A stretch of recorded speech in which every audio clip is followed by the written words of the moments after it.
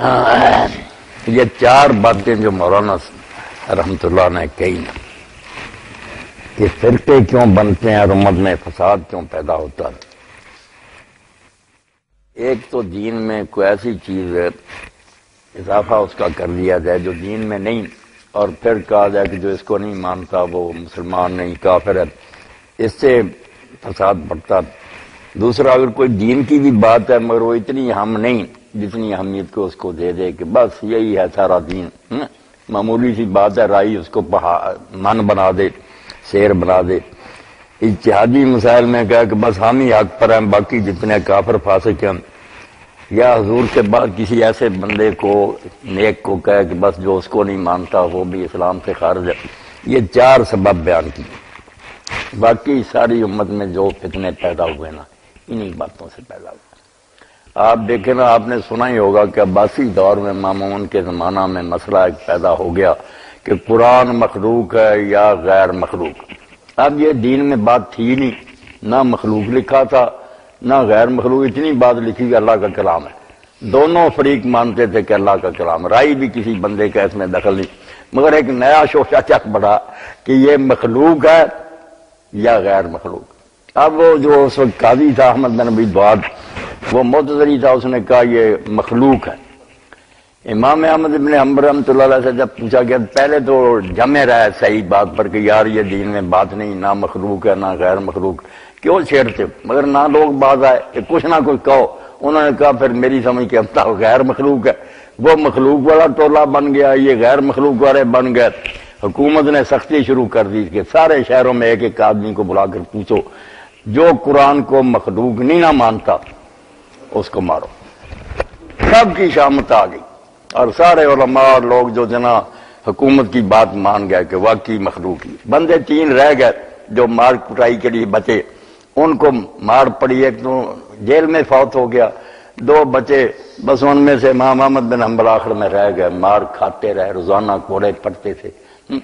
جب ختم ہوا قصہ، دیکھیں نا وہ مولانا کی بات کہ روم سے عیسائیوں سے مسلمان قیدی چھڑا کر لائی حکومت، مگر ان کا امتحان شروع کر دیا کہ عیسائیوں کی قید سے آگے ان سے پوچھو قرآن مخلوق ہے یا غیر مخلوق. سادے بیچارے بندے، جو مخلوق نہیں کہتا جیل میں ڈال دو. عیسائیوں سے آ گئے مسلمانوں کی قید.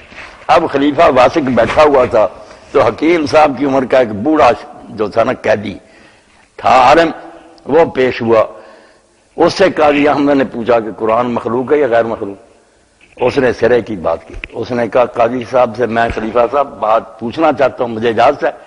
خلیفے نے کہا ہاں پوچھو. اس نے کہا قاضی صاحب اس مسئلے کا جواب کہ مخلوق ہے یا غیر مخلوق نبی علیہ السلام کو معلوم تھا؟ اب قاضی کو کہنا پڑا کہ تھا. اس نے کہا حضور کو تو یقینی پتا تھا نا، نبی جو تھے، کہ مخلوق ہے یا غیر مخلوق. ہاں پتا تھا. بیان کیا؟ ساری عمر نے مجھے مسئلہ چھیڑا نہیں.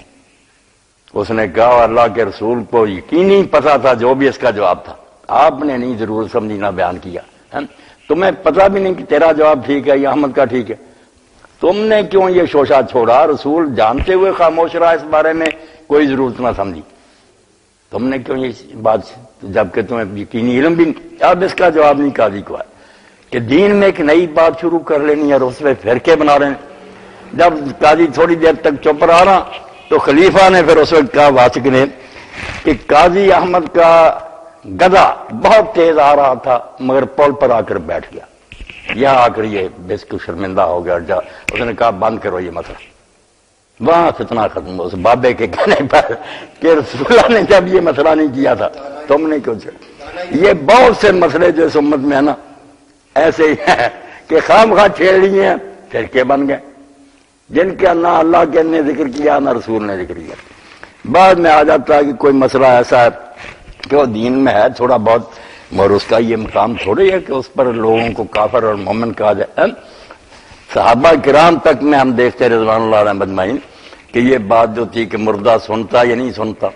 حضرت عمر رضی اللہ عنہ کے بیٹے کہتے تھے سنتا، حضرت عائشہ رضی اللہ عنہ تھی نہیں، قرآن کہتا کہ مردے نہیں سنتے.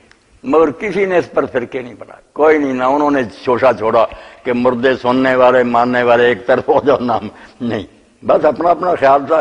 فرقہ نہیں بنانا کو اس پر زور دیا نا. نہیں سننے کے لیے بولنا ضروری ہے کہ انہیں پتہ چل جاتا مگر ہمارے ساتھ بات چیت کی جاتی وہ علیحدہ مسئلے ہیں. اجتہادی مسائل میں غلو کیا جائے کہ بس یہی دین ہے اور اس پر نہیں سارا دار و مدار ہے. اب دیکھیں کہ یہ مسلک جو بنے ہوئے ہیں حنفی ہیں شافعی مالکی حیثیت ان کی کیا.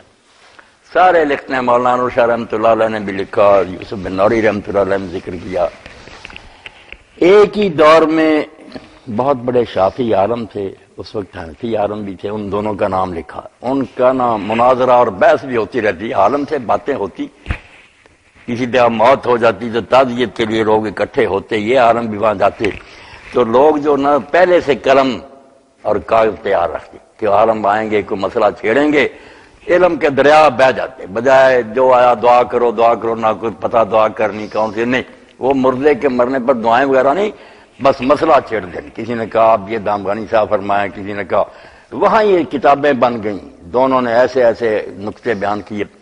تو ایک دن جو تھے نا حنفی عالم, وہ جا رہے تھے, مغرب کی نماز کا وقت تھا.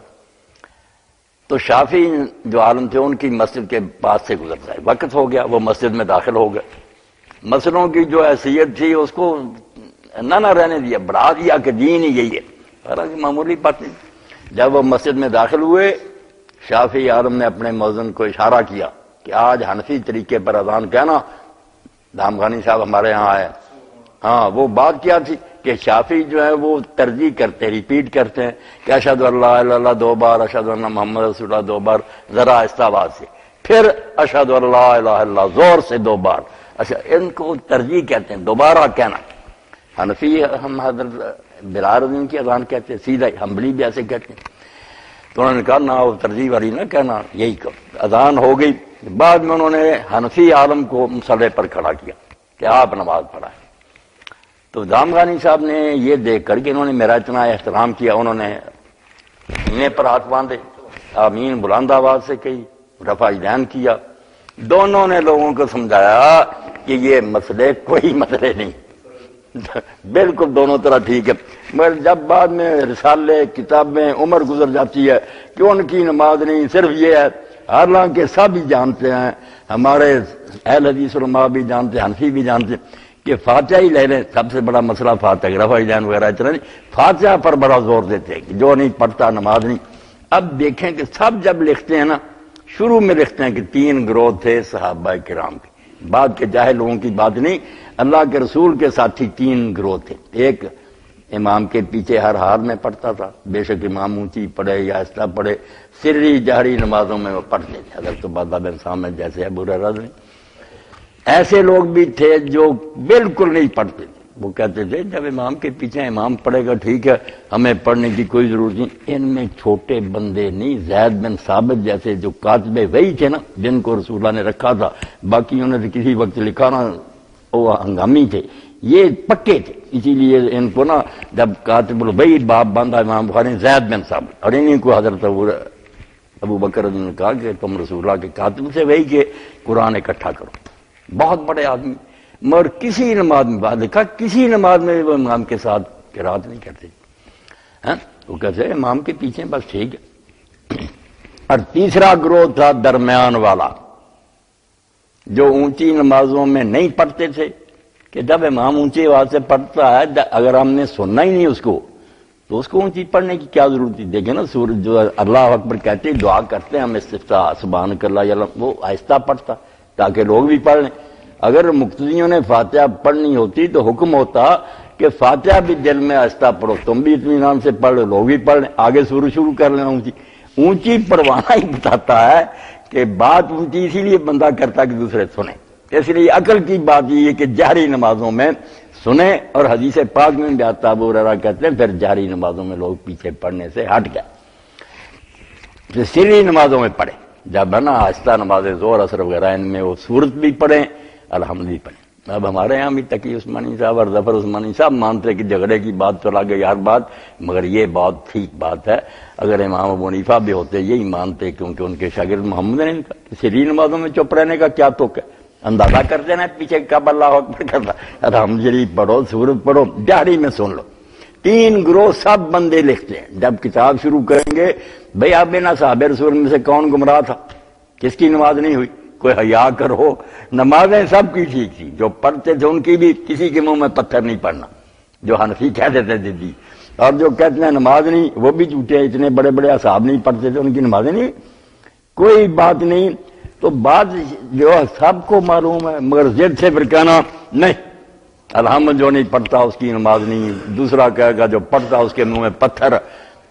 ہاں کسی نے یہ ایسی روایتیں گھڑ لیں کہ حضور نے فرمایا جو پیچھے امام کے پڑھتا وہ فطرت کے خلاف کرتا، ایسی باتیں جس سے ایک چھوٹے سے مسئلے کو اتنا بڑھایا کہ فرقے بن گئے، کتابیں لکھنی، 14 سال ہو گیا، یہ مسئلہ ختم نہیں ہو رہا، مناظرے ہو رہے۔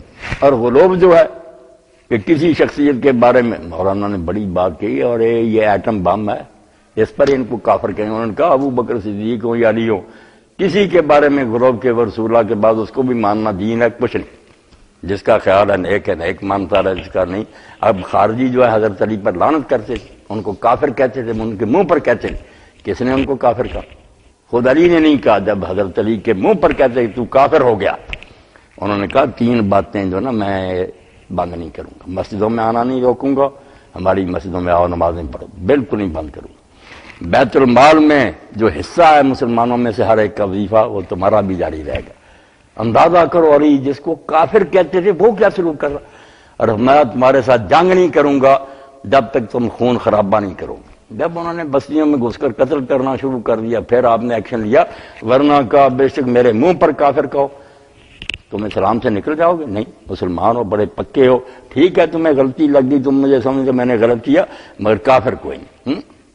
حضرت ابو بکر صدیق رضی اللہ عنہ کا صحیح حدیث میں آتا ہے، یہ ابن حزم نے جو حوالہ دیا ابو داؤد شریف کی، کہ آپ خلیفہ تھے اس وقت، منہ پر گالیاں دی ایک آدمی نے، تو ایک ساتھی جو پاس بیٹھا تھا وہ غصہ آ گیا اور اس نے کہا حضور مجھے اجازت دیں میں اس کو قتل کروں، تو آپ غصہ پی گئے۔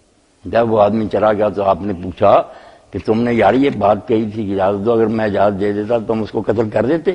اس نے کہا اور میں نے کمی چھوڑنی تھی، بالکل مار دینا۔ یہ سارے جھگڑے جو آج بھی شیعہ سنی ہو رہے، آپ نے فرمایا یہ مقام رسول کے علاوہ دین میں کسی کا نہیں ہے، حضور کا یہ مرتبہ کہ انہیں گالی دے تو قتل کیا جائے، مجھے گالی دینے سے قتل کا وہ لائق ہو جاتا۔ اس پر پوری کتاب علامہ شامی نے جو آخری زمانے میں سلطنت عثمانیہ کے مفتی تھے نا، اور جن کی کتاب آج سب سے بڑا مرج ہے رد المختار حنفی کی، اس کو نچوڑ نکال دیا انہوں نے، پوری کتاب لکھ کر سلطنت میں دی، تنبیہ الولاۃ والحکام، کہ جتنے والی ہیں گورنر حاکم ان کو میں تنبیہ کرتا ہوں کہ صحابہ کرام کو جتنی چاہے کو گالیاں دے، خبردار قتل نہ کرنا ورنہ دوزخی ہو جاؤ گے۔ یہ جرم ایسا نہیں ہے کہ اس پر لوگوں کو قتل کیا جائے، یہ مقام صرف نبی علیہ السلام۔ زبردست کتاب انہوں نے چغتائی صاحب لکھی کہ یہ ایسا جرم ہے اسلام میں، وہ بکتا تو بکتا رہے، گالی دینے سے وہ کافر ہو گیا، اللہ کے رسول نے اس کو گناہ ہی کہا۔ اور یہ بھی بات انہوں نے کہی کہ گناہ بھی اس کو ہوتا گالی دینے کا جو اس کو صحابی مانے۔ کیسی باریک بات، وہ سمجھے کہ واقعی یہ سچے دل سے رسول اللہ کا ساتھی تھا پھر گالی، ورنہ حضور کے ساتھی تو منافق بھی تھے، نمازیں ساتھ پڑھتے، ہمارے لیے تو وہ صحابی ہیں عبداللہ بن ابی۔ اس نے کہا اگر اس شخص کا خیال ہی یہ ہے بے شک غلط ہو کہ یہ آدمی ٹھیک نہیں تھا اس کی، تو وہ گالی بھی دے گا تو پھر اس کو کیا گناہ ہوگا، وہ بیچارہ سمجھتا ہے کہ برا۔ اتنی زبردست کتاب ہے جو رسائل ابن عابدین لگی ہوئی 10-12 رسالے، وہ اتنے قیمتی ہیں کہ یہاں ڈاکٹر ظہور قریشی صاحب لندن سے آئے، وہ میرا سنتے رہتے بیان، انہوں نے کہا کہ مجھے چاہیے کہ عرف کے مطابق مسائل بدل جاتے ہیں، ایک زمانے میں ایک جو نا معروف ہے ہوتی ہے کسٹم ہوتا، بعد میں وہ نہیں رہتا تو مسائل شرعی جو بدلنے پڑتے ہیں، تو پھر ابن عابدین کا رسالہ ہی میں نے دیا کہ وہ اس پر لکھ گئے، اتنا زبردست نشر العرف کہ کئی مسئلے ایسے ہیں جو رواج کے تحت ہوتے ہیں، ایک زمانے میں ایک رواج ہوتا اس وقت اور فتویٰ دیا جاتا، کچھ چیزیں منسوخ ہیں کہ اللہ نے اور رسول نے، وہ نہیں بدلتی۔ علماء جو اجتہاد کے تحت مسائل بیان کرتے ہیں وہ کسی وقت کوئی حکم دینا ہوتا، جیسے بیماری جو حیضے کی پھیل جائے اس وقت طبیب کہتے ہیں تربوز نہ کھاؤ، عام بارات میں کہتے کھاتے رہو، پوری کتاب انہوں نے پھر نوٹ کر لی ساری۔ تو اصل میں یہ مودودی صاحب نے 4 نقطے نہ یقین جانے ایسے عمدہ لکھے ہیں کہ اگر امت کے دماغ میں یہ بیٹھ جانا تو جنگ ختم ہو جائے۔ جس کو تم اچھا سمجھے بسم اللہ مانو، مگر حضور کے بعد کسی کو ماننا لازم ہے؟ آپ نبی ہیں. یہ قادیانیوں کی بھی یہ شرارت. اگر یہ مانتے رہتے مسیح ہے مہدی دفاع ہوتے، مگر یہ نہ کہتے کہ جو اس کو نہیں مانتا وہ کافر ہے، اس کا جنازہ حرام ہے، اس کے پیچھے نماز نہیں رشتے. انہوں نے بالکل اس کے ماننے کو نبی کے برابر بنا دیا کہ جو مانتا نہیں وہ ایسا ہی کافر ہے جیسے رسول اللہ کا منکر. خرابی ہوگی، غلو ہو گیا. ورنہ ہمارے ہم لوگ اپنے پیروں کو بہت کچھ مانتے ہیں کہ وہ یہ ہے یہ، مگر وہ یہ نہیں کہتے کہ جو نہیں مانتا وہ مسلمان نہیں، وہ مانتے تو مانتے رہے. یہاں بھی لطائف المنن میں امام شارانی نے ایک بہت اچھا واقعہ لکھا کہ شیخ اکبر محی الدین ابن عربی کہتے ہیں، یہ ریکارڈ کر کے پہنچا دو سب کو، کہ کہتے ہیں میں اپنے شہر کے کارن سے نفرت کرتا تھا، ناراض تھا. میں نے خواب میں اللہ کے رسول علیہ السلام فضا ابی و امی کو دیکھا تو حضور سخت غیظ میں انتہائی غصے میں تھے، اور مجھے پوچھا کہ شیخ اکبر تم فلاں عالم سے نفرت کرتے ہو؟ تو میں نے کہا ہاں یا رسول اللہ میں اس سے ناراض ہوں، میں نہیں اس سے ملتا جلتا. کیوں؟ وہ میرے جو شیخ ہے نا پیر ابو مدین مغربی، ان کو برا جانتا، میرے مرشد کو اچھا نہیں جانتا، اس لیے میں اس سے ناراض ہوں. یہ ابو مدین مغربی حضرت شیخ عبدالقادر جیلانی کے خلیفہ تھے. تو رسول اللہ نے پیش میں اور غصے میں فرمایا کہ ابو مدین مغربی کو نہیں مانتا، مجھے نبی مانتا یا نہیں مانتا؟ تو میں اپنے شیخ کی پڑی ہوئی ہے، تیرے پیر کو ماننا کب سے دین بنا؟ مجھے مانتا، میرے ماننے کا لحاظ نہیں، اپنے مرشد کو روتا. صبح ہی سنا کر اس سے، ورنہ سب کچھ چھن جائے گا تجھے. صبح ہی گئے، محنت کی، معافی مانگی اور اس سے صلح کی. فرمایا تم نے کیوں بنا لیا اپنے مرشدوں کو میرے برابر؟ نبی کو مانتا بس ٹھیک ہے، تمہارا بھائی ہے، مسلمان ہے. اگر کسی کو نہیں وہ اچھا سمجھتا، اس کو جو ملا ہے پڑھا سنا اس نے بیچارہ لگ گیا. یہ اہل حدیث اگر یہ بات سمجھنے کہ حدیث کو ماننا اس وقت لازم تھا جب حضور کے منہ سے لوگ سنتے تھے. اس وقت قرآن اور حدیث برابر تھے. حضور کے منہ سے نکلا قرآن نکلا یا حدیث نکلی، کان سے سن لیا کہ حضور نے فرمایا. اب جب 200-400 سال بعد کتابیں لکھی گئی، کتنے آدمی درمیان میں نے فلاں سے سنا، وہ کہتا میں نے فلاں سے سنا. اب کیا گارنٹی ہے کہ یہ سارے سچے ہیں؟ ہو سکتا ہے ان میں کئی بے ایمان جھوٹ ہی بول رہے. اسی لیے علماء جنہیں عقل تھی وہ کہتے تھے کہ یہ اخبار احاد ہیں، ان کو نام ماننے سے کوئی اسلام سے نہیں نکلتا. وہ یہ نہیں کہتا کہ میں حضور کی بات نہیں مانتا، وہ کہتا مجھے تسلی ہی نہیں کہ یہ حضور نے کہی. یار یہ راویوں نے گھڑ لی یہ بات، باقی یہ راویوں نے گھڑی تو بہت ہے. اس لیے عقل سے آدمی کام لے، حد اعتدال پر رہ، صحیح توازن قائم رکھے. پھر میں اگر مان لوں کہ واقعی حضور کا فرمان، مجھے تسلی ہو جائے کہ راوی معتبر، پھر میں نہ مانوں تو چوتھائی صاحب مجرم ہی ہوا نا. میں نے مان لیا کہ جو عالم کہتا ہے مجھے نہیں تسلی. رفع الملام جو ہے ابن تیمیہ رحمۃ اللہ علیہ کا رسالہ، وہ اس لائق ہے کہ چھپوا کر نا اب اردو چھپ لوگوں کو دیا جائے. انہوں نے کہا جتنے بڑے امام ہیں، ابو حنیفہ، مالک، شافعی، دوسرے، ان کو کوئی برا نہ کہے. یہ کوئی سنت کے دشمن نہیں تھے، نہ حضور کی حدیث کے منکر ہیں. ان سب کے پاس عذر ہے. کوئی کسی کو پہنچی نہیں روایت، کسی کو پہنچی اس کو اطمینان نہیں ہوا کہ حضور نے فرمائی، کسی کو دوسری ملی جو اس کے مخالف تھی، انہوں نے کہا یہ زیادہ معتبر ہے. اس لیے کوئی نہ کوئی وجہ ہے ان کے پاس، ورنہ امام کیوں ہوتے؟ لوگ ان پر لعنت نہ بیچ جائے حضور کی حدیثوں کے مخالف ہوتے. نہیں، وہ مخالف حدیث کے نہیں، انہیں اس کے مقابلہ میں جو روایت اس پر اعتماد ہے، اس کے بارے میں شبہ کی ثابت نہیں ہے. اس لیے کوئی نہ کوئی عذر ہے ان کے پاس. ملامت کے لائق نہیں، وہ احترام کے لائق ہو. تو یہ باتیں جو تھیں نا مولوی صاحب کی بات پر میں نے کہہ دی. یقین جانے اس کو سن کرنا مولانا پر بے شمار رحمت کی دعائیں کرنے کو جی چل رہا. کتنا خلاصہ نکال دیا نا کہ فتنے کی جڑیں یہ ہیں، یہ چھوڑ دو پھر فرقہ نہیں بنے گا. پھر تحقیق کرو، جو مرضی کرو، جو سمجھ میں آتا کرو، پھر انشاءاللہ امت ایک ہی رہے گی. اور اگر تم یہ غلوب کرو گے تو بھائی